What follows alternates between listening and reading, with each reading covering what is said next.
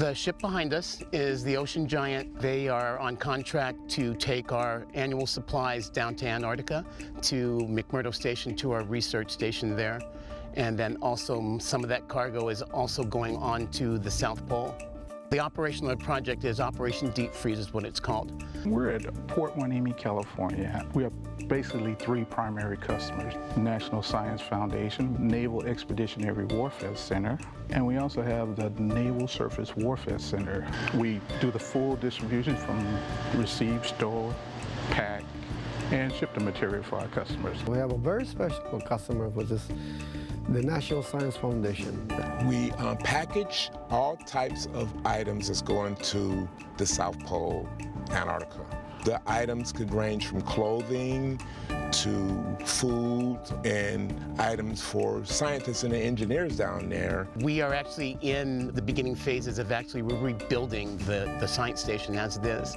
Think of it like a mining town in the middle of nowhere, and think about all the things you need to live.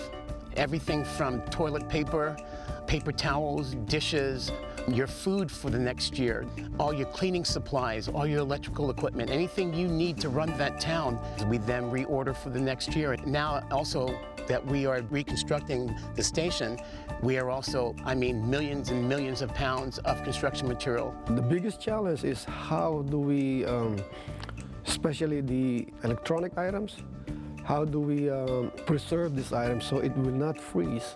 As a matter of fact, this is the only place where you can see a penguin on our label. We're averaging on an annual basis between 15 to 20,000 a year line items. We will probably go over than that because this is a construction year. So we're bringing in a lot of heavy materials, from the big metals and to concretes. That's about 500 flat racks that we're preparing for them right now. DLA, or Defense Logistics Agency, we absolutely couldn't do this mission without them.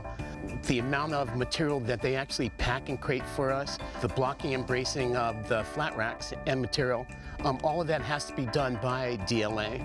And without their part and their expertise in doing those things, we would not be able to carry out this mission.